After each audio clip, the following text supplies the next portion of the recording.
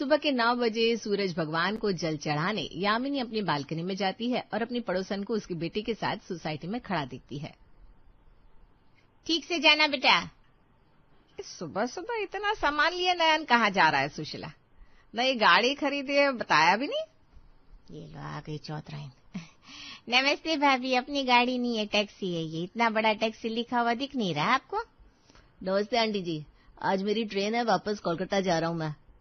बता, यहाँ तू बाहर जा रहा है, वहां मेरी बहू भी जा रही है। पता होता तो मैं विशाल को रोकती ही नहीं, तेरे साथ ही गाड़ी में बिठाकर भेज देती उसको।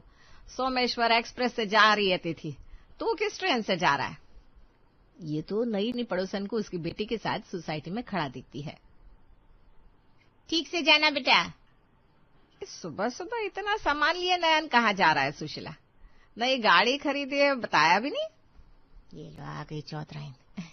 नमस्ते भाभी, अपनी गाड़ी नहीं है, टैक्सी है। ये इतना बड़ा टैक्सी लिखा हुआ दिख नहीं रहा आपको? नमस्ते आंटी जी, आज मेरी ट्रेन है, वापस कोलकाता जा रहा हूँ मैं। बता, यहाँ तू बाहर जा रहा है, वहां मेरी बहू भी जा रही है। पता होता तो मैं विशाल को रोकती ही नहीं, तेरे साथ ही गाड़ी में बिठाकर भेज देती उसको। सोमेश्वर एक्सप्रेस से जा रही है तिथि, तू किस ट्रेन से जा रहा है? ये तो नई ट्रेन का नाम सुन, कोई ट्रेन कोलकाता तो नहीं जाती। ये लो फिर बातों में लेट करवाएगी यामिनी भाभी। ये जिससे देखती है उसी का समय खोटा करने बैठ जाती है। मुझसे बात कीजिए ना भाभी, क्या कह रही थी आप? कौन जा रहा है आपके घर से? अब तू ही बता सुशीला, शादी के बाद मायका किसका अपना हुआ है? शादी के बाद ससुराल ही अपना घर होता है। पर मेरी बहू को अपनी मौसी की बड़ी फिक्र है। मौसी के चक्कर में अपने धनी को अकेला छोड़कर जा रही है वो। लगता है विशाल आवाज दे रहा है, आती हूँ मैं। यामिनी घर के अंदर आती है। दरवाजे पर उसकी बहू जाने के लिए तैयार थी। मौसी जी ने इतनी बार नहीं बोला होता तो मैं नहीं जाती मम्मी जी, और मेरी शादी के वक्त भी मौसी जी ने पूरे 2.5 लाख रुपए दिए थे मम्मी को। यही वक्त तो होता है इन कर्जों को चुकाने का। वैसे मीरा से मैंने बात कर ली है, अब कल से वो 9 बजे आ जाएगी और 6 बजे तक यहीं रहेगी। बाकी कोई दिक्कत हो तो आप मुझे फोन कीजिएगा। बाहर विशाल इंतजार कर रहा है। बेटा जी जाइए, ट्रेन का वक्त हो जाएगा। यहाँ पीछे हम देख लेंगे, पहले भी देखते ही थे। और तिथि को ताने के साथ उसके सास ससुर विदा करते हैं। अगली सुबह 10 बजे मीरा यामिनी के दरवाजे की घंटी बजाती है। ये लो आ गई मेरा दीदी मम्मी।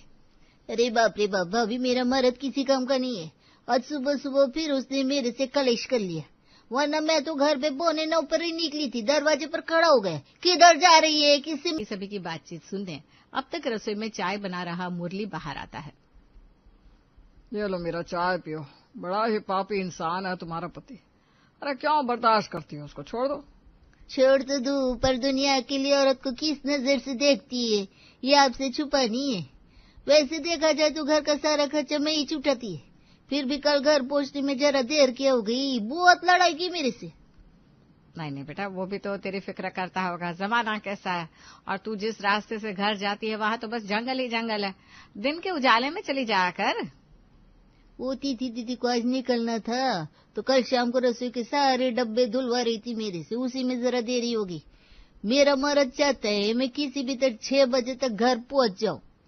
ये लो, ये तो कथा चालू कर दे इसने। मीरा जरा चाय पीकर नाश्ते का देख लो ना। मीरा किचन में जाती है और देखती है नाश्ते के नाम पर तो कुछ बना ही नहीं है। इतने बर्तन साफ करवाए थे भाभी ने, अब फिर इतने बड़े बड़े बर्तन हो गए। बताओ कितना खाते ये लोग। मीरा बर्तन घिसना शुरू करती है और आवाज लगाते हुए कहती है, मैं क्या कह रही थी मुरली भैया, ये सामने वाला समोसे वाला बड़े बढ़िया समोसे उतार कर देता है। जाकर 2 पीस लेकर आओ ना, सबको काफी देर से भूख लगी होगी ना। एक बार 2 समोसे खा लेंगे तो जरा शांति हो जाएगी, क्योंकि मेरे को भी बर्तन घिसने का है, फिर रसोई साफ करने की, उसके बाद हाथ पैर धोएगी, तब जाकर आटा लगाएगी। ऐसे झूठे बर्तन रखे हुए रसोई में रोटियां बनाना नहीं चाहिए, अशुभ होता है। थोड़ा वक्त लगेगा, पहले रोटी बनेगी फिर सब्जी बनेगी। समोसे लेकर आएंगे तो साथ में सब्जी भी आ जाएगी। भैया आपका नाश्ता तो हो जाएगा। देख रही है यामिनी, ये होती है गृहस्थी वाली औरतों की सोच। यही तो मैं कहता था कि झूठे बर्तन को रात में रसोई में रखना ही नहीं चाहिए। मीरा बिल्कुल ठीक कह रही है। मीरा के लिए वो हम 4 लोगों के 8 समोसे हो गए। मुरली फटाफट समोसे लेकर आता है। यामिनी अपनी कुर्सी से उठती है और रसोई में जाती है। बर्तन छोड़ मीरा, 4 प्लेट और 2 कटोरियां धो ले बस। ये समोसे लेकर आ गए, तू भी बैठ जा, फटाफट समोसे खा ले, तब तक मैं नींबू पानी बना लेती हूँ। यहाँ यामिनी किचन में जाती है। वहाँ विशाल के फोन पर तिथि का वीडियो कॉल आता है। तुमने अभी तक नाश्ता नहीं किया? नाश्ता बनता तब तो करता। मीरा अभी आई है 5 मिनट पहले। पापा बाहर से समोसे लेकर आए, अब समोसे का ही नाश्ता होगा आज। बताओ, मैं गई नहीं और मीरा के ड्रामे चालू हो गए। तुम ध्यान रखना मम्मी उसे ज्यादा छूट ना देने लगे। एक नंबर की कामचोर है वो, इतनी कहानियां सुनाती है कि पूछो मत। कई बार उसके झूठ तो मैंने पकड़े हैं। सुबह उसके पति से बात हुई थी, उसके पति ने कहा वो 8 बजे निकल गई है और अब जाकर पहुंची। बताओ, जरा कैमरा दूसरी तरफ करना। तो विशाल कैमरा फ्लिप करता है, जिस पर तिथि देखती है कि उसकी सास मीरा को बिठाकर खुद नाश्ता परोस रही है। ये क्या तरीका है बताओ? मेरे सामने तो मम्मी जी उठकर पानी का ग्लास लेने में रोने लग जाती है और यहाँ भाग भाग कर दोनों पापा मम्मी मीरा की खातिरदारी करते हैं। ये बाहर वालों को क्यों इम्प्रेस करना होता है, मुझे समझ में नहीं आता। अरे तुम टेंशन मत लो, कुछ दिन की बात है, मैनेज हो जाएगा यहाँ सब। तुम मौसी का ध्यान रखो। विशाल नाश्ता करने के बाद अपने काम पर निकल जाता है। दोपहर के वक्त बाथरूम में बैठी मीरा कपड़े धो रही थी कि मुरली वहां आता है और ये देखते ही सीधा यामिनी के पास जाता है। खुद तो बहू का बस चले तो किचन में एसी लगवा ले, और यहाँ घर पर फुल्ली ऑटोमेटिक वॉशिंग मशीन लगवाने के बाद मीरा से हाथ से कपड़े धुलवा रही है। बताओ, किसी गरीब की हाय लेकर खुश रहेगी क्या वो? काम वालियों को काम की कमी नहीं है। अब इतना भी शोषण मत करो किसी का कि वो काम छोड़कर ही चला जाए। पर देख लेना बुढ़ापे में तुम्हें जाकर बोल दो उसे मशीन में धो लेगी कपड़े। दूसरों के सामने यामिनी और मुरली तो इस तरह से गिरने लगते थे कि कुछ कह ही नहीं। 2 दिनों बाद मेरी दादी का बताती हूँ। मेरे दादाजी ना बड़े कड़े स्वभाव के थे। उन्हें तो कहीं 1 कौड़ी तक फिजूल खर्च करना पसंद नहीं था।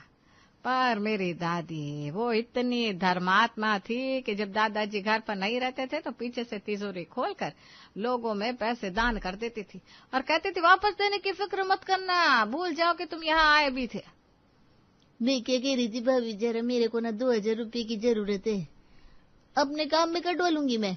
अरे ये पकड़ 2000 रुपये, और अपनी दीदी से इस बारे में कुछ मत कहना। ऐसे भी अधिक मास को गरीब को दिए हुए पैसे क्या ही वापस लूंगी मैं। अगली रात को खाने के टेबल पर, ये तो कल रात वाली रोटियां हैं मम्मी, आज मीरा ने छुट्टी मार दी क्या? अरे वो तो बेचारी आने को बेताब थी, मैंने ही मना कर दिया। पिछले रोज का इतना खाना पड़ा है, उसे बर्बाद थोड़ी ना करते थे। अब जो है खा ले, तेरी बीवी कौन सा पकवान बनाकर खिलाती है हमें।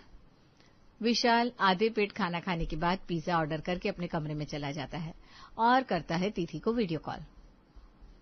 तुम मेरे कल की ना टिकट काट दो, मैं वापस आ रही हूँ। इस तरह अगर पापा मम्मी मीरा पर दया करते रहेंगे तो कल को वही घर में चोर घुसवा देगी। नेहा की कामवाली ने नेहा को बताया कि मेरे पीछे से मम्मी जी ने 2000 रुपये दिए हैं मीरा को, और पूरा घर मम्मी जी मीरा पर छोड़कर बाहर चली जाती है। इस तरह किसी पर अंधा विश्वास करना मुझे तो ठीक नहीं लगता। इससे ना आंख लग जाती है कि भाई इन लोगों के पास कितने पैसे हो रखे। हाँ प्लीज तुम आ जाओ, यहाँ भूख से मेरी हालत खराब है। फोन कट करने के बाद विशाल जैसे एसी का टेम्परेचर कम करने जाता है, टेम्परेचर कम ही नहीं होता, ब्लोअर भी अचानक से अटक जाता है। अब इससे क्या हो गया? खैर जो भी हो, कल देखूंगा, बड़ी नींद आ रही है। 1 दिन बाद, तिथि की ट्रेन 10 मिनट में आ जाएगी पापा, मैं उसे लेने जा रहा हूँ। अरे मैं भी चलता हूँ, रुक। विशाल और मुरली स्टेशन पहुंचते हैं, जहाँ तिथि एक टैक्सी वाले को अपना लगेज पकड़ा रही थी। ओ भाई, सारा वजन तुम ही उठा लोगे क्या? जरा हमें भी उठाने दो, ये भारी वाला बैग मुझे दे दो, लाओ। पहली बार आप जैसा आदमी देखा है अंकल जी, वरना यहाँ लोग तो टैक्सी वाले को ही कुली समझ लेते हैं। मुरली एक बैग मांगता है और टैक्सी ड्राइवर दूसरा बैग भी उसकी ओर बढ़ा देता है। तिथि लंबी सांस लेती है और सभी के साथ आगे चल पड़ती है। स्टेशन से बाहर निकलते हैं, वो टैक्सी में बैठती है। 10 मिनट में सभी घर पहुंच जाते हैं। 600 रुपया हुआ। पर भैया बात तो 300 में हुई थी ना, 200 किराया और 100 सामान। 5 मिनट के रास्ते के 600, कुछ भी। लगता है आप लोग कभी टैक्सी लेते नहीं, इसलिए आप लोगों को इस बारे में पता नहीं। एक बार जो हमारी टैक्सी में बैठ जाता है उसे हमारा कहा हुआ किराया देना ही पड़ता है। वैसे आपके हस्बैंड को कई बार आवन जावन करते देखा है स्टेशन पर। बेकार में क्यों पंगा लेना हम लोगों से, पता चला दिक्कत हो गई। ये धमकी किसे दे रहा है? जाने दे विशाल, क्यों बेचारे के मुंह लगता है, दिन भर काम करता है, थकावट से ऐसा बोल रहा होगा। लो भाई लो, 600 ले लो, अब जाओ। तीनों फौरन घर के अंदर आते हैं। कितनी गर्मी हो रखी है, बेचारे ड्राइवर को बाहर से ही भेज दिया, जरा पानी वानी पिला देते आप। ये आप दरिया दिली छोड़ दीजिए मम्मी जी, वरना आप और पापा हमें सड़क पर कटोरा लेकर बिठा देंगे। तेरी लुगाई क्या बोल रही है विशाल, हैं? क्या भर कर आई है तो अपनी मौसी के यहाँ से? इतने पैसे आपके पास पापा जी, तो कभी अपनी बेटी को भी दे दीजिए। जब मार्केट में मंदी रहती है तो मुझे पता है विशाल कैसे सोता है। पूरी रात रात भर ये छत में टहलता रहता है। आजकल जो कस्टमर्स आ रहे हैं माल वापस करके चले जा रहे हैं। माल खोलने और लपेटने में भी तो मेहनत होती है ना, और सारे स्टाफ उनको भी तो पैसे देने होते हैं। तो कभी जरा अपने बेटे पर भी इसी तरह तरस खा लीजिए। और ये आपके लिए भी है पापा जी। जिस इंसान का वजन आप ढो रहे थे ना, वही आपके बेटे को धमकी देने पर आ गया। देखा आपने? अब जमाना सतयुग वाला नहीं रह गया। लोगों से ज्यादा प्यार दिखाने पर लोग आपको कमजोर समझ लेते हैं। तिथि चेंज करने के बाद जैसे ही कमरे से बाहर आती है, सबसे पहले मीरा को ढूंढती है। अरे कल ही उसने कह दिया था वो आज नहीं आ पाएगी। फोन लगाइए आप, उसके पति को नहीं आ पाएगी ना तो कह दीजिए उससे कि अपने घर पर ही बैठी रहे। वैसे भी 2000 तो आप उसे दे चुकी हैं। जितने दिन काम किया उसके 2000 बहुत है। आहा, तो अब मेरे पीछे सीआईडी भी छोड़ी जा रही है। मतलब अपने हिसाब से जीना भी बंद कर दूं क्या मैं? ना तीरथ गई, ना मंदिर में दान दिया, गरीब को कुछ पैसे दे दिया, तो उसमें भी तुम्हारे कलेजे को चैन नहीं हुआ। जब होटल जाकर एक एक बार में 5-5 हजार की पत्ती उड़ाकर आती है तब कुछ नहीं। मन में जरा भी दया नहीं तुम्हारे, शायद इसीलिए भगवान तुम्हें बच्चा। मेरा मतलब मेरा वो मतलब नहीं था बहू। तिथि अपने कमरे में चली जाती है। एक रोज तिथि जब पूजा कर रही होती है, उसे किसी मर्द की आवाज अपने हॉल से आती है। इतनी सुबह सुबह कौन आ गया? बालों पर गमछा लपेटे हुए तिथि जैसे ही हॉल में आती है तो देखती है उसकी सास किसी सफेद कुर्ता पहने आदमी को अपना घर दिखा रही है। मम्मी जी ये कौन है? मैंने पहचाना नहीं। मुझे तो डर है कि लोगों पर शक करते करते कहीं अपने मर्द पर भी ना करने लग जाए। बच्चे कितने बेटा? बच्चे तो नहीं है ना भैया। तो घर में बस आप दोनों हैं और आप दोनों के पति, मतलब 4 लोग हैं। विशाल के होने के बाद तो मैंने बड़ी कोशिश की थी दूसरी बार एक लक्ष्मी भी हो जाए, पर हुई नहीं। तो मेरा तो एकलौता ही बेटा है और इसके पापा जी, तो हम 4 लोग हैं। वैसे विशाल और उसके पापा, बहुत सारा ससुर जी का नाम बता। तो विशाल और ये तो जरा शहर से बाहर गए हुए हैं, तो अभी तो हम दोनों ही हैं। माफ कीजिएगा बाबा जी, वो मुझे फोन आया कि हमारे गांव में कोई गुजर गया है, तो जरा आप हमें माफ कीजिएगा। उस अनजान आदमी को अपने घर से निकालने के बाद तिथि दरवाजा बंद करती है और सीधा विशाल को कॉल लगाती है। ये क्या बचपना कर रही है मम्मी? किसी रोड चलते आदमी को घर ले आई, पूरा घर घुमा दिया और अपनी सारी डिटेल्स भी दे दी। ऐसे लोग तो भाई हिप्नोटिज करके घर में चोरियां करके चले जाते हैं। मम्मी चाहती ही नहीं कि मैं काम करूं। अरे घर से निकलता हूं कि मम्मी के ये ड्रामे शुरू हो जाते हैं। ऊपर से पूरे रास्ते पापा ने भाई हद कर दी। अब होलसेलर से मैं जितने डिस्काउंट में सामान लूंगा उतना मेरे लिए अच्छा है, पर पापा जी यहाँ उसी की साइड हो जाते हैं। एक के बाद एक होती ऐसी घटनाओं से तिथि और विशाल परेशान हो चुके थे। मैं मामा को कहता हूँ वो मम्मी से बात करेंगे, शायद कुछ हो। नहीं, कोई जरूरत नहीं है, अब सब कुछ ठीक हो जाएगा। अगली सुबह तिथि अपने ससुर जी से कहती है, पापा जी वो कमरे की एसी बिगड़ गई है, रिपेयर वाले को बुलाना था। ठीक है बेटा, बुलवा देता हूँ। तभी मीरा दरवाजे से अंदर आती। आओ आओ मीरा, बैठो, मैं तुम्हें नाश्ता चाय देती हूँ। इतनी धूप है बाहर, थोड़ा आराम कर लो फिर काम शुरू करना। तिथि का ये बदला हुआ अंदाज देखते ही यामिनी तो खुशी के मारे ही अपनी बहू का माथा चुम लेती है। जा बहू, फ्रिज में वो कल रात के रेस्टोरेंट वाला दम आलू पड़ा है ना, हम में से तो कोई खाएगा नहीं, इससे दे दे, ये घर ले जाएगी। वैसे तो विशाल ने कहा था इसलिए मैं दम आलू लेकर आई थी, पर कोई बात नहीं मम्मी जी, इन लोगों की दुआ से ही तो घर में बरकत होती है। दोपहर के 1 बजे मुरली एसी रिपेयर करने वाले को लेकर आता है। लगता है घर में चूहे बहुत है। अब के चूहों ने अंदर गंद मचा रखी है। आराम से बेटा, कोई लंबी सी सीढ़ी मंगवा दे क्या? ऐसे चेयर पर चढ़े हो, अगर गिर गए तो चोट लग जाएगी ना। घर में परिवार भी तो होगा तुम्हारा। नहीं नहीं आंटी, ये तो कुछ भी नहीं है। अब तो 50वीं मंजिल पर भी एसी फिट कर देते हैं, और ऐसे फिट करते हैं जैसे हम कोई हवा में उड़ने वाले जादूगर हो। एसी रिपेयर करने आया हुआ वो लड़का काम कर रहा होता है, तभी यामिनी इसके लिए शरबत लेकर आती है। एसी अब ठीक हो गई है आंटी जी, फिर आता हूँ। तो चार्ज हुआ पूरे दिन का 500 और जो सामान लगा उसके अलग से वो मिलाकर 1500। भैया आपने काम तो 1 घंटे किया है, पर पूरे दिन का चार्ज ले रहे हो। ये लोग ऐसे ही काम करते हैं बेटा। अब थोड़े से ये दूसरा काम ढूंढता फिरेगा, आराम से घर में जाकर फिर से कम करने जाता है तो देखता है एसी का टेम्परेचर तो कम हो ही नहीं रहा, फिर से वही दिक्कत आ रही है। आज रिपेयर करने वाले को बुलाया था पापा जी ने, लगता है कल फिर से दिखाना पड़ेगा। अगली सुबह मुरली फिर से इस रिपेयर वाले को लेकर आता है और वो कुछ चेक करता है। दिन भर एसी चलाएंगे तो यही होगा ना, पूरी तरह से जल गया है इसके अंदर का, वो सामान लाने के 7,000 लग जाएंगे। जो भी है भैया देख लो, मेरे हस्बैंड को बहुत गर्मी लगती है, एसी को बना दो कैसे भी। रिपेयर वाला फिर से एसी बनाकर जाता है और इस तरह ये सिलसिला चलता ही रहता है।